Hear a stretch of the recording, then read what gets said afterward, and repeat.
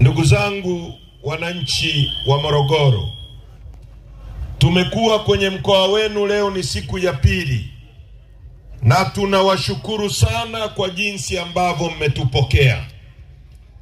Leo asubuhi tulianzia mkutano sehemu inaitwa Mang'ura Mwaya. Baadaye tumefanya mkutano panaitwaje pale bana, Ruaha. Baadaye tumefanya mkutano wa pili sehemu inaitwa Sanje. Baadaye Mwaya. Na huu ni mkutano wetu wa 4. Wakati mimi natokea huku bondeni, katibu mkuu wetu ametokea Kilosa. Sasa nyie mnajua CCM hawana uwezo kufanya mikutano miwili kwenye mkoa mmoja. Uongo kweli? Kwamba leo katibu mkuu awe hapa na makamu mwenyekiti awe kule, kwa sababu haitawezekana. Watu hao wanaowatoa Mang'ura ndio waje kuwasikiliza mjini hapa. Wale wanaowatoa Sanje na Kilosa ndio waje hapa. Uongo kweli? Sasa wakijigawa hivyo watahutubia vumbi. Nasema uongo? Lakini nyie mmekuja kwa mapenzi yenu, kwa mapenzi ya chama. Na sisi tumekuja kwenu kutoa message ya hope, message ya matumaini. Tuko kwenu kuzungumza kuhusu operation ya chama ambayo ilianza mwezi wa 3. Operation ya no reforms no election. Bila mabadiliko hakuna uchaguzi. Na tulipoanza mwezi wa 3 ndio operation iliyosababisha wakamkamata Mheshimiwa Tundu Lissu. Ndio operation iliyosababisha sasa baada ya kumweka Lissu ndani walitegemea tutakaa nyumbani tulie, tukaendelea kuwashambulia kama mchwa. Sasa wamefuta ruzuku kwa sababu ya operation hii, na wanatishia kufuta chama chetu kwa sababu ya operation ya no reforms. Bila mabadiliko hakuna uchaguzi.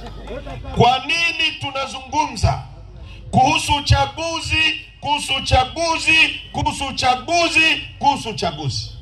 Na uchaguzi una mahusiano gani na maisha yako wewe mwananchi wa kawaida wa Morogoro? Maisha ya kwako yanaguswa vipi na viongozi walioko madarakani? Tutaeleza. Nchi hii ukifungulia redio, ukifungulia TV, unaweza ukafikiri tuko New York, Marekani, au Washington DC, au London, Uingereza. Kwa sababu unaenda sehemu mabango yamebandikwa, mama hatukudai. Uongo kweli? Mama hauna deni. Siku hizi hata kikohozi, mtu akiko, tunakushukuru mama kwa kikohozi. Mvua ikinyesha, mvua ya mama.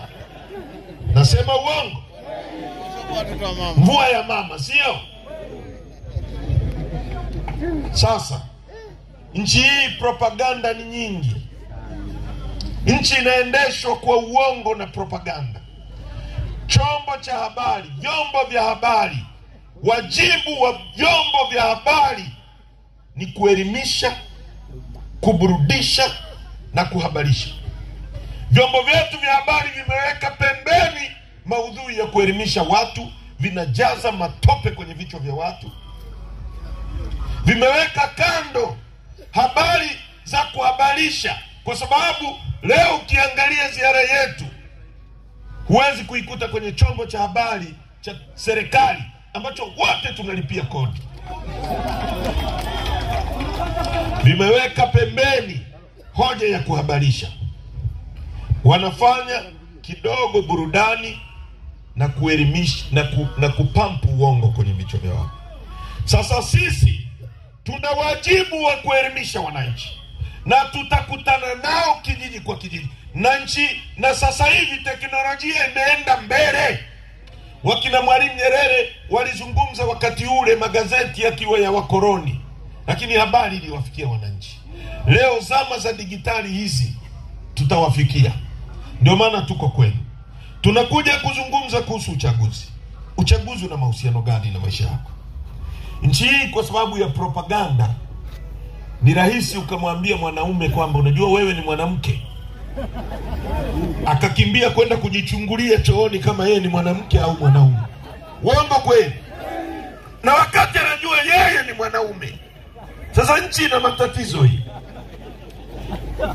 Tusiposema vizuri na mkatuelewa, ni rahisi CCM wakaja hapo akamwambia unajua wale walikuwa wanazungumza tu kuhusu uchaguzi, hawazungumzi kuhusu maisha yenu, wanazungumza kuhusu vyeo vyao, na sasa hivi wana kikaragosi wamekiunda na chenyewe kinatushambulia. Sasa ni vizuri tukaweka vizuri mambo haya ili muelewe uchaguzi ni nini. Kwa nini mwananchi unapaswa kuwa tayari kupigania uchaguzi, hata kuondoka duniani ukipigania uchaguzi? Kwa nini? Kwa sababu duniani hapa tuishi milele. Mungu ametuweka hapa tuishi vizuri, tufurahie maisha kwa muda aliotuwekea, halafu tuondoke. Uongo kweli? Kwa nini uchaguzi unapaswa kuupigania kama vile mtu akiiba kuku wako utakavyopigana, au mtu akiiba pesa yako utakavyopigana? Katiba yetu ibara ya 8, japo mbovu, nitawasomea, inasema hivi: Jamhuri ya Muungano wa Tanzania ni nchi inayofuata misingi ya demokrasia na haki jamii, na kwa hiyo wananchi ndio msingi wa mamlaka yote, na serikali itapata madaraka na mamlaka yake yote kutoka kwa wananchi kwa mujibu wa katiba hii. B, lengo kuu la serikali itakuwa ni ustawi wa wananchi. Serikali itapata mamlaka na madaraka yake yote kutoka kwa wananchi. Kwa hiyo serikali ambayo mnaiunda kwa mamlaka yenu, lengo lake kuu itakuwa ni ustawi wa wananchi, ni ustawi wenu. Kama haifati hilo lengo, haipaswi kuwepo. C, serikali itawajibika kwa wananchi. Ibara ya 9, lengo kuu la serikali, lengo la katiba hii ni kuwezesha ujenzi wa Jamhuri ya Muungano na Serikali ya Mapinduzi ya Zanzibar au chochote kati ya vyombo vyake, na udugu na amani, kutokana na kufuata siasa ya ujamaa na kujitegemea ambayo inasisitiza utekelezaji wa misingi ya kijamaa kwa kuzingatia mazingira yaliyomo katika Jamhuri ya Muungano. Kwa hiyo mamlaka ya nchi na vyombo vyake vyote vitawajibika kuelekeza sera na shughuli zake zote katika lengo la kuhakikisha kwamba shughuli za serikali zinaelekezwa shughuli za serikali zinatekelezwa kwa njia ambazo zitahakikisha kwamba utajiri wa taifa unaendelezwa, unahifadhiwa na unatumiwa kwa manufaa ya wananchi wote kwa ujumla, na pia kuzuia mtu kunyonya mtu mwingine. Sehemu I, kwamba matumizi ya utajiri wa taifa yatatilia mkazo maendeleo ya wananchi, na hasa zaidi yanaelekezwa kwenye jitihada za kuondoa umaskini, ujinga na maradhi. Katiba hii inasema serikali inapaswa kutokana na wananchi. Msingi wa uwepo wa serikali ni wewe. Maana yake nini? Maana yake kwamba sisi ndio tunaogawa mamlaka yetu, our sovereignty tunaweka kwa mtu mmoja. Badala ya sisi wote tuwe marais, hakutakuwa na order, hakutakuwa na mtu mwingine wa kumwagiza mwingine. Kwa tunateua mtu mmoja kwa niaba yetu, tunachukua mamlaka yetu tunakaimisha kwa mtu kwa muda. Badala ya sisi wote kuwa wabunge, tunateua mtu mmoja kwa niaba yetu akawe mbunge, akaseme mambo yetu, sio ya kwake na mke wake akiwa bungeni, anapofanya kazi 3 za mbunge, mbunge ana kazi 3 tu. Moja, kutunga sheria. Kwa hiyo anapokwenda bungeni tunampeleka atunge sheria nzuri kwa ajili yetu. Kwa sababu ndugu zangu, zipo sheria mbaya na zipo sheria nzuri. Wakoloni walitunga sheria ya kuuza na kununua binadamu. Waarabu walikuwa wananunua binadamu kama bidhaa, na binadamu anayekataa kuuzwa amevunja sheria. Ilikuwa ni sheria. Hiyo ilikuwa sheria mbaya au nzuri? Kwa hiyo kazi ya mbunge anapoenda bungeni as a taxpayer representative, kama mwakilishi wa mlipa kodi, namba 1, kutunga sheria. 2, kuisimamia serikali. 3, kuiwajibisha serikali. Kuisimamia serikali katika lipi? Katika kuhakikisha kodi ya mlipa kodi, kodi yako, pesa yako inatumiwa vizuri kwa malengo tuliyokubaliana. Kwa hiyo badala ya nyie Morogoro, Tarime, Mwanza, Kilombero, Ifakara wote twende bungeni, hakuna ukumbi wa kutosha sisi wote kukaa. Tunateua mtu mmoja atoke Morogoro, mmoja atoke Tarime, mwingine atoke Ubungo, wote tukasimamie maslahi ya wananchi kwa mujibu wa katiba hii. Tunaelewana vizuri? Ndio maana katiba inasema ibara ya 8, mamlaka na madaraka yote msingi wake ni wananchi. Tukisema msingi, si mnaelewa? Angalia hata msingi wa nyumba, si ndio unaobeba nyumba? Kwa hiyo msingi ndio kila kitu. Kwa msingi wa mamlaka yote ni nyie. Na inaelekeza kwamba utajiri wa nchi hii lengo lake ni kukuendeleza wewe, kukutoa kwenye umaskini, kuondoa ujinga na maradhi. Na inasema kuhakikisha mali ya mtu mwingine haidhurumiwi na mtu mwingine. Sasa ndugu zangu, katiba inaposema utajiri inasema nini? Katiba yetu inatambua sisi ni tajiri. Na huo utajiri maana yake nini? Nchi hii ina ukubwa wa kilomita za mraba 945,000. 900 na ngapi? Na 45. Ni nchi kubwa Tanzania. Tanzania ni nchi kubwa sana Afrika hapa. Inawezekana ni nchi ya 4 kwa ukubwa ukitoa Kongo na nchi nyingine kama 2-3. Sisi ni wakubwa sana. Ukichukua nchi ya Uganda, Kenya, Rwanda, Burundi, ukiziunganisha kwa pamoja zina kilomita za mraba 890. Sisi peke yetu nimwambia ngapi? 945. Na nchi hii haina kipande hata kidogo kama hapa na pale waliposimama ambacho kina jangwa. Ukienda Kenya, Northern Kenya, Marsabit, Wajir, kuna jangwa. Sisi hakuna kipande ambacho kina jangwa. Kila sehemu inanyesha mvua, kila sehemu kuna maji, kila sehemu kuna miti. Hakuna sehemu yenye jangwa. 945. Mkoa wenu wa Morogoro una kilomita za mraba 70,624. Mkoa wa Morogoro, na una watu milioni 3.6. Nchi ya Rwanda ina ukubwa wa kilomita za mraba 26,300 na kitu. Kwa Rwanda inaingia kwenye mkoa wa Morogoro mara 3 na kubaki ziada. Nchi ya Israeli, si mnaijua? Ina ukubwa wa kilomita za mraba 21,000. Nyie Morogoro nimewambia mko ngapi? 70. Nchi ya Uholanzi ina kilomita za mraba 41,000. Nyie Morogoro nimewambia mko ngapi? Kwa hiyo nchi ya Uholanzi inaingia Morogoro mara 1 na ziada. Ina watu milioni 17. Nyie mkoa wa Morogoro mko milioni 3.3. Na ni nchi imejaliwa kila kitu. Kianzia kule kwetu Tarime ni dhahabu. Ni nchi ya 3 kwa kuwa na dhahabu nyingi. Anzia Tarime dhahabu, nenda Msoma dhahabu, nenda Geita dhahabu, nenda Mbogwe dhahabu, nenda Ngudu dhahabu, nenda Shinyanga dhahabu, nenda Kahama, Nzega, Geita, Njoo, Singida, nenda Chunya, nenda Ruangwa. Nchi ya 3 kwa kuwa na dhahabu nyingi.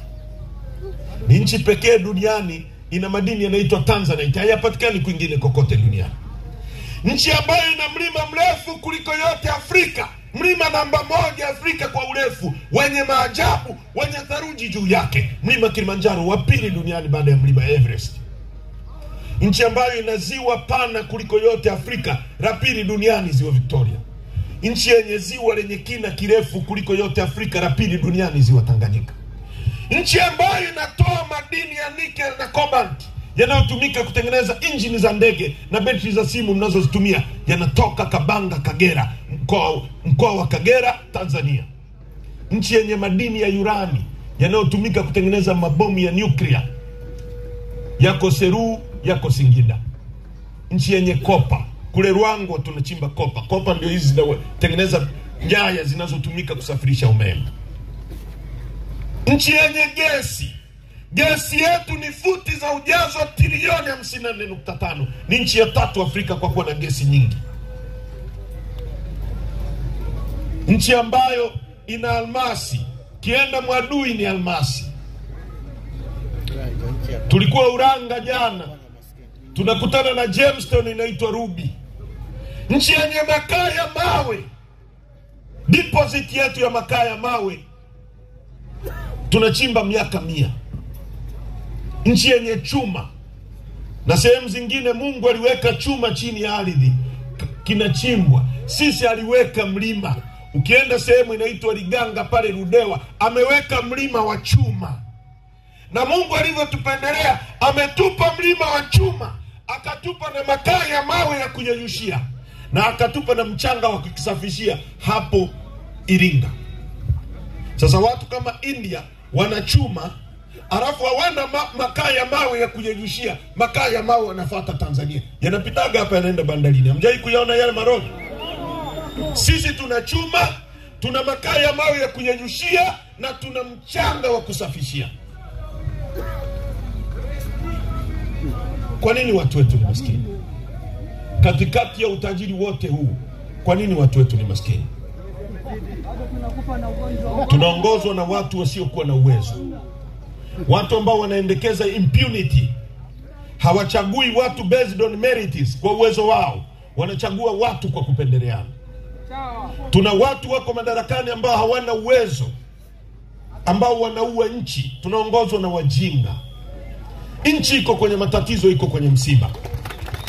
Tumekuja kwenu kuwaomba tubadilishe nchi hii. Inawezekana. Inawezekanaje? Mpigania haki wa watu weusi Afrika Kusini aliuawa akiwa kijana anaitwa Stephen Biko. Alisema the most potent weapon in the hands of the oppressor is the mind of the oppressed. Silaha nzuri na bora anayotumia mdhalimu kumnyonya mtu ni ubongo wa mtu anayenyonywa. The most important weapon in the hands of the oppressor is the mind of the oppressed. Ubongo wetu ndio unaotumiwa na CCM kutunyonya mpaka leo. Inawezekanaje nchi tajiri kama hii watoto wetu hawana kazi za kufanya? Vijana wanaishi kwa kufanya betting, hakuna madawa hospitalini, hakuna maji. Nchi ya 3 kwa kuwa na maji mengi duniani, maji baridi. Sisi tuna bandari, tuna mlango wa bahari ambao umeanzia Mtwara mpaka Tanga kilomita 1600. Na Mungu alivyotupendelea ametuwekea nchi 6 landlocked. Uganda, Rwanda, Burundi, Malawi, Zambia na Kongo. Ili mtu aendeshe gari Kongo ikitoka Japani inapita kwenye maji yetu. Mungu ametupa bure, yako pale, hayaishi leo wala kesho, tunaingiza fedha. Ili greda ikarime barabara wakinunua Komatsu kutoka Japani inapita kwenye maji ya Tanzania. Mkoloni alijenga ile bandari. Rais wa kwanza, baba wa taifa, akaiendeleza. Mwinyi akaiendeleza, Mkapa akaiendeleza, Kikwete akaiendeleza. Magufuli aliifanyia vizuri zaidi. Sisi tulitofautiana sana na Magufuli. Mnajua mambo yake yale ya kuteka watu, kuua watu, sisi tulipigana naye sana. Mimi nikiwa bungeni nilimshambulia sana. Na unajua alichomfanya Lissu. Lakini mnyongeni kwenye kulinda rasilimali za nchi yetu, Magufuli alijitahidi sana. Akajenga ile bandari kuanzia gati namba 6 mpaka namba 8. Akanunua mashine mpya za 0 hours akaziweka pale. Ili tuweze kukompiti zaidi ya Beira Msumbiji, tuwashinde Beira, tuwashinde Mombasa, mizigo mingi ipite hapa. Kongo wapitishe mzigo hapa kwa sababu tuna efficiency. Zambia wapitishe mizigo hapa. Mzambia akivuna kopa ipite hapa, here imeingia. Akinua gari kutoka Japani ipite hapa, here imeingia. Kongo wakivuna mazao yakipita hapa, here imeingia. Akitoa kitu kule Japani nje, here imeingia. Hivyo hivyo Rwanda, Burundi na Uganda. Rais wa Rwanda alisema akipewa bandari yetu peke yake atalisha nchi za Afrika Mashariki na Kati. Hiyo bandari leo huyu mama ameingia madarakani, ameikabidhi kwa watu wa Waarabu wa Dubai. Dubai ni jangwa. Mkisikia Dubai msifikiri sehemu yoyote ya maana. Jangwa. Wametumia tu rasilimali zao kujenga nchi yao. Imekuwa Dubai wakati wa joto linakuwa nyuzi joto 41. Mpaka vituo vya magari vya basi, vya kusubiria basi lazima kuwe na AC. Ukitembea nje utaungua moto. Ni sehemu ngumu kuishi. Lakini wameibadilisha nchi yao. Mwaka 61 walikuwa 70,000. Nyewe wakazi wa Morogoro hapa mjini mko 300,000. Nyewe ni wengi kuliko Dubai walivyokuwa mwaka 61. Leo wako 300,000. Sisi tuna bandari imejengwa, ipo. Eti hatuwezi kuiendesha, tumeikabidhi kwa Waarabu wa Dubai. Mtoto wako naye mzaa mzee atafanya kazi wapi? Kwamba sisi ni ndondocha, tuko 63,000,000, tunakabidhi Waarabu bandari hatuwezi kuendesha. Nchi gani? Nchi ambayo Mwalimu Nyerere aliweka misingi ya kutake off, ya kutoa kiuchumi. Leo kila kitu kilichotengenezwa kwa ajili ya uchumi kimekufa. Uongo kweli? Mwalimu aliacha viwanda. Nilikuwa Mangura pale. Kulikuwa na kiwanda cha chuma kinaitwa MMT. Uongo kweli? Kulikuwa na kiwanda cha mbao. Uongo kweli? Kulikuwa na kiwanda cha simenti. Hapa kwenu Morogoro kulikuwa na viwanda vingapi? Kipi na kipi? Si mnavijua? Cha kwanza Polista. Cha pili nini? Ceramic. Cha tatu Moroshu. Komoa. Tanarizi ya ngozi. Magunia. Hivyo vyote ni viwanda vilivyojengwa na Mwalimu, kwa sababu huwezi kuendelea nchi haiwezi kuendelea bila basic industries. Hebu fikiria hivi. Mkonge unalimwa Tanga, si ndio? Nisikilize vizuri. Mkonge unalimwa wapi? Na mwingine ulikuwa unalimwa Lindi, Mtwara. Ule mkonge ukichakatwa, na Morogoro pia, ulikuwa unaletwa kwenye kiwanda Chere, si ndio? Kiwanda kiko hapa kinatengeneza magunia ya kubebea viazi, ya kubebea korosho, ya kubebea chochote tunachokitumia. Uongo kweli?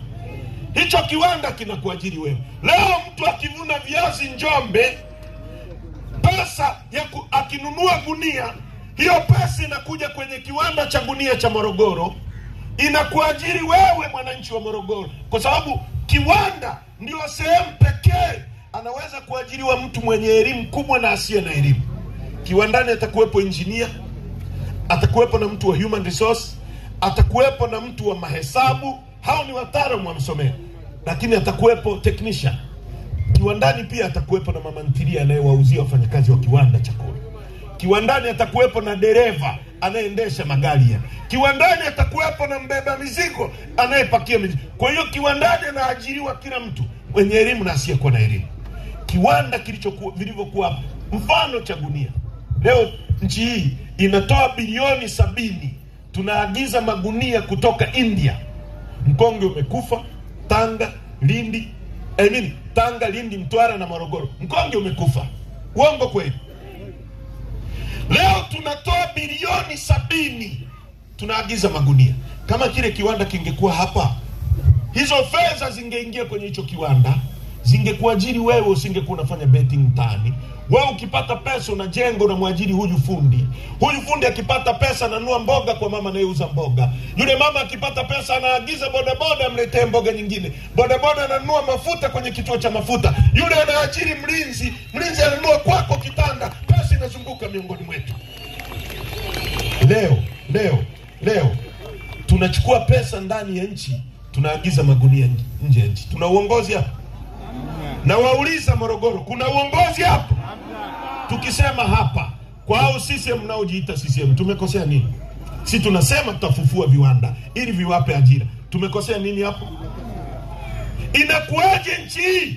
Mwalimu aliacha hadi viwanda vya Kibo Matches vya kutengeneza viberiti. Leo kiberiti cha Kenya, Kasuku, ndio hatuwezi kutengeneza kiberiti. Kenya wakifunga viwanda vyao, tunarudi zama za mawe za kupekecha magogo. Nchi gani hii? Hii ni nchi. Tuna matatizo. Umaskini wetu ni wa kutengenezwa na viongozi.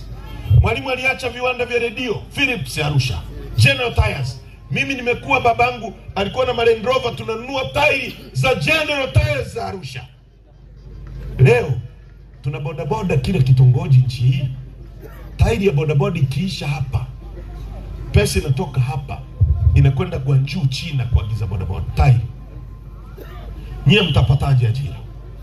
Na viongozi wanakuja kuambia eti tatizo la ajira ni tatizo la kidunia. Sio kweli. Ni tatizo lililotengenezwa na viongozi wajinga wasiokuwa na maarifa walioko madarakani.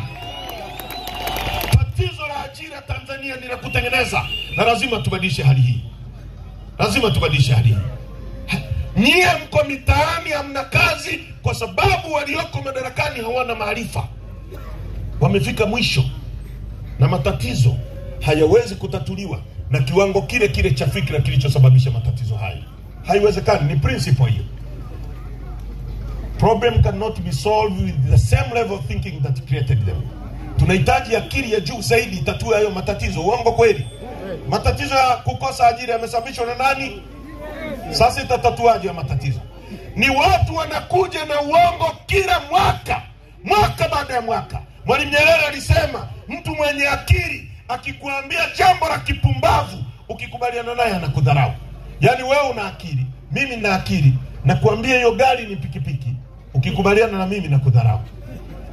CCM wanawadharau nyie. Ndio maana kila mwaka wanakuja wanaambia tuchagueni, tutatengeneza ajira. Hawatengenezi. Miaka mingine anakuja tuchagueni. Sasa nyie na wao nani mjinga hapo? Yule unayekubaliana na uhuni wao huu. Pengine una akili timamu.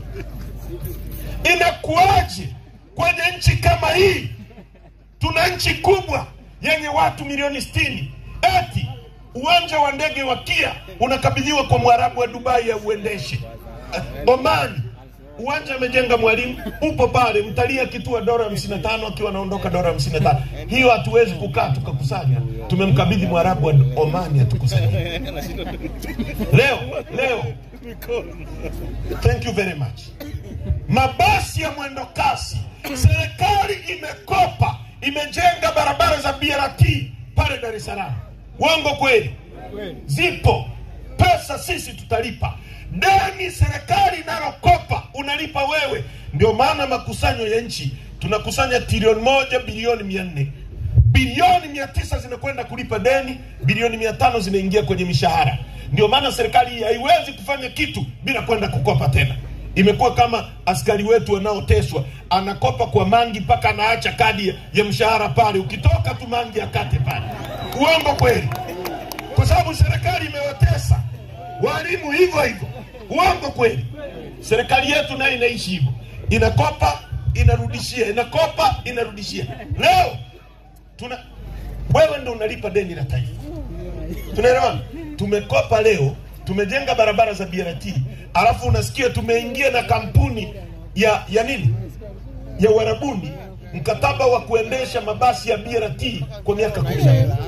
Mimi najiuliza, nani ameroga watu hawa? Kwa nini tunaongozwa na watu wa aina hii? Biashara pekee ambayo nimeona inakufa, ambayo ina faida, ni biashara ya BRT Dar es Salaam. Basi limenunuliwa jipya, linaenda Kimara limejaza, linarudi limejaza mpaka watu limeacha, alafu eti linapata hasara. Sijai kuona biashara hii. Sasa mimi najiuliza. Hebu nisikilize Morogoro. Huyu Abudi, si ndio mbunge wenu? Si mbunge wenu? Abudi ni CCM. Uongo kweli? Ni CCM, si kweli? Lakini si ana mabasi? Sasa unajiuliza, tungekuwa na viongozi wenye thinking, hata huyo Abudi au Shabibi, kwa nini msimpe endeshe mabasi pale? Kwamba bana, wewe chukua barabara hizi hapa, hauingiliwi, nunua mabasi endesha pale. Unajua maana yake nini? Leo Mwarabu akija kuendesha basi pale, mama anayepanda basi kutoka Kimara, mama maskini, akilipa shilingi 500, Mwarabu akipata faida ile 500 anaipeleka kujenga kwa Waarabu. Abudi akipata faida atajenga nyumba hapa, japo li CCM litakuajiri wewe fundi. Si kama mnaelewa? Hivi mnaelewa nachokisema? Leo tunachukua pesa ya mama anayepanda basi kutoka Kimara, mama maskini, tunaisafirisha kwenda kutengeneza ajira Dubai, Arabuni. Tuna uongozi hapo? Tuna uongozi ndugu zangu? Tunaongozwa na watu waliopoteza mwelekeo. Tunahitaji kubadilisha nchi. Kila sehemu ni matatizo. Kwenye kilimo ni matatizo, kwenye maji ni matatizo, mwaka baada ya mwaka. Tumewashauri hawakuwahi kusikiliza. Tulikuwa bungeni tunamshauri Rais Magufuli kwamba Mheshimiwa Rais, unaenda kujenga bwawa la Mwalimu Nyerere, litahitaji chuma. Jenga kwanza kiwanda chetu cha chuma pale Mchuchuma na Liganga. Hicho kiwanda, asante, hicho kiwanda kingeajiri vijana wa Tanzania 60,000 direct employed, wangeajiriwa pale. Tunazalisha chuma chetu, nondo zote tungenunua ndani ya nchi. Viwanda vyetu vya steel vingeajiri watu.